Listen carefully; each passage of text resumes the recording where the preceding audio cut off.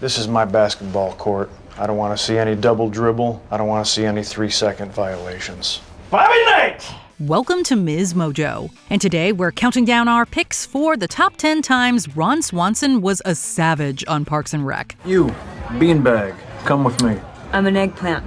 I don't care. Come with me. For this list, we're looking at Ron's most unhinged moments on literally everybody's favorite political satire workplace comedy. Let us know your all-time favorite quote from the show in the comments below. Ours has to be, How many drinks of alcohol do you consume a week? 1. That's it? One drink? 1 shelf. number 10, the swivel chair.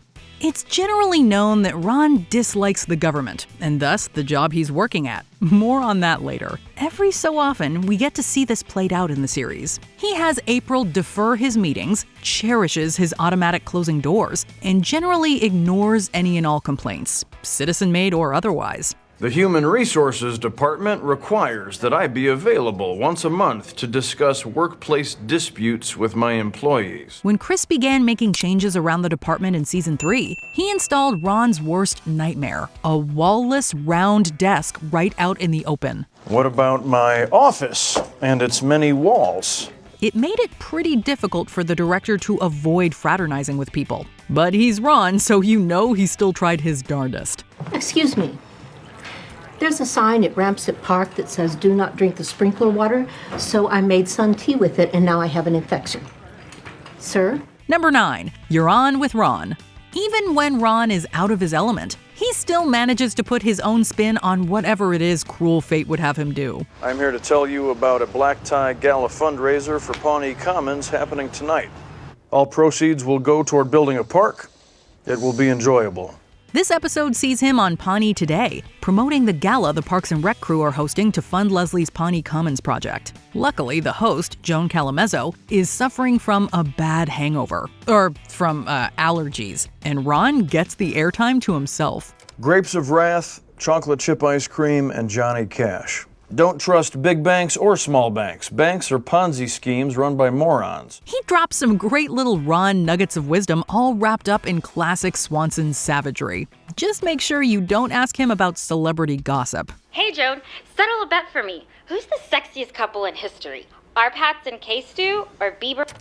Number 8, the time he broke the coffee maker. This might be one of the greatest constructed scenes of the show. Not only is it insanely memeable, it's also one of the most Ron things ever. I broke it. It burned my hand, so I punched it. It's just like him to punch something he accidentally hurt himself with, and then use such an incident to orchestrate some due workplace chaos. He doesn't have to do much except ask one damning question. So, who broke it? The whodunitness of it all turns the whole office against each other, and it is hilarious. I predict 10 minutes from now, they'll be at each other's throats with war paint on their faces and a pig head on a stick. Somehow we feel like Ron's ideal work environment is the one with the war paint and pig head on a stick. Number 7, when he pulled out his tooth. You okay, Ron? Just a little tooth pain. I'm fine. Continue. Can you imagine if you were at a work meeting and one of your colleagues began complaining of tooth pain only to pull out a pair of pliers and yank their tooth out themselves? This is a scene that sent us absolutely reeling. I don't like dentists. Just a second. Of course, he didn't actually pull out his tooth, but leading his coworkers to believe he did is Ron Swanson behavior at its peak. And he's right. It is always a good idea to demonstrate unfaltering strength to those around you. So if you start seeing us tear our own fingernails out, don't worry about it. But it's always a good idea to demonstrate to your coworkers that you are capable of withstanding a tremendous amount of pain. Number 6, every time we're reminded of his diet. Ron has a diet that seems to consist largely of meat, butter, and whiskey, and it can't be helped. Where are they going with the food? I'm starving. I only had one breakfast. On more than one occasion, we'll see him stewing in blind rage because he's hungry, or breaking down at the core when someone tries to replace steak with anything vegetarian. What happened to the steaks that were in there when they closed? Do you think they got eaten? Naturally, his love for greasy foods leads to some pretty unhinged behavior like throwing out the meatless grocery store sample right in front of the worker and hanging out at a strip club for the free breakfast perk. He's a man who knows what he likes, and we can't fault him for that. I worry what you just heard was, give me a lot of bacon and eggs. What I said was, give me all the bacon and eggs you have. Number 5. He can do what he wants. When Ron takes over the Leslie Knope Employment Enjoyment SummerSlam Grill Jam Funsplosion, things go, well, exactly as you think they might. There will be no froofy desserts. There will be no giant soap bubble guns. There will be no adult men in costumes.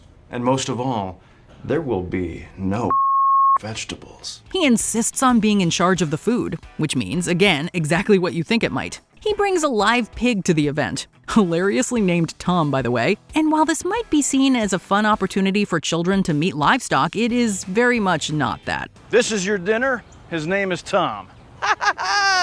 Burn!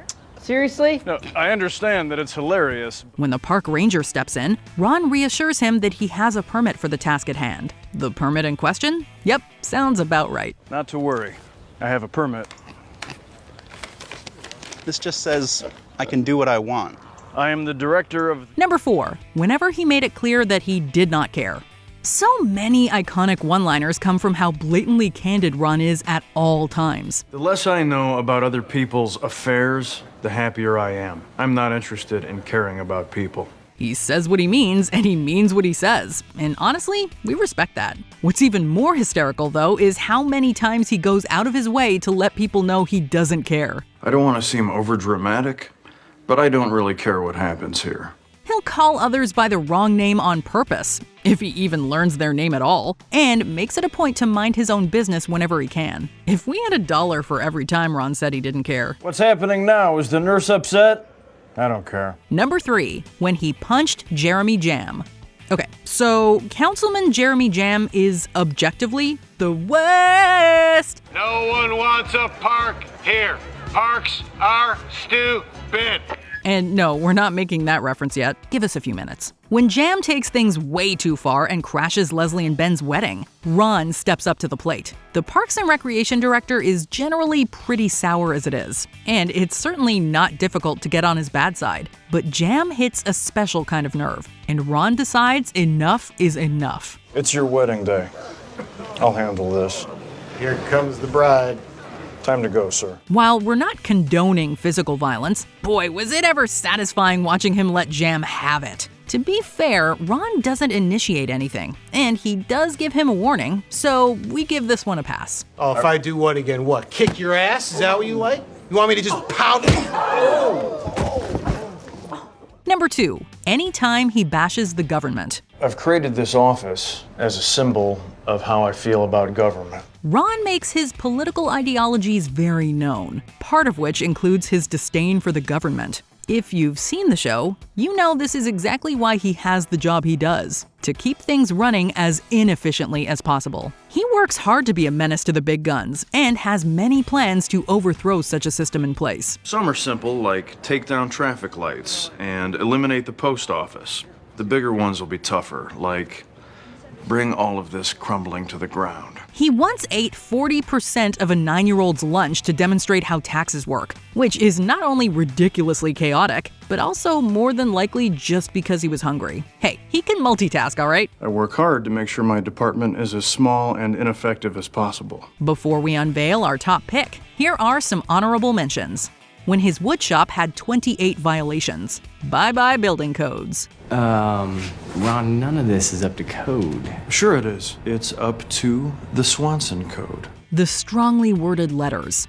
The non-fat frozen yogurt bar kinda deserved it. I am composing strongly worded letters about things I disapprove of, and I am using the internet. When he had to put up with Jean-Ralphio. Because he's the worst! What are those, shrimp? Okay. Rethink that move, son. That time he made rings out of Anne's sconce. He just ripped it clean off the wall. It's not rocket science. I removed the sconce, fired up my grandfather's torch, heated up the pieces in a cast iron bucket, liquefied the metal. When he was exceptionally blunt. This might be the quickest Ron has ever dismissed someone. Is there a project you're working on? I know more than you. All right. Before we continue, be sure to subscribe to our channel and ring the bell to get notified about our latest videos. You have the option to be notified for occasional videos or all of them. If you're on your phone, make sure you go into your settings and switch on notifications. Number 1. When he hated his ex-wives with every fiber of his being. With ex-wives as nutty and wicked as Tammy 1 and 2, we can't say we blame him. I honestly believe that she was programmed by someone from the future to come back and destroy all happiness. Still, Ron never holds back an inch when chronicling his previous partners, and always manages to conjure the most creatively cutting insults for them. On my deathbed, my final wish is to have my ex-wives rush to my side so I can use my dying breath to tell them both to go to hell one last time. It's as entertaining as it is horrifying. Honestly, there's not much that can hold a candle to the description of sewer-dwelling gutter witch. While we're glad he ended up with Diane in the end, there's nothing quite like listening to how barbaric Ron becomes in the face of his exes. The key to burning an ex-wife effigy is to dip it in paraffin wax and then toss the flaming bottle of isopropyl alcohol from a safe distance. Do you agree with our picks? Check out this other recent clip from MsMojo. And be sure to subscribe and ring the bell to be notified about our latest videos.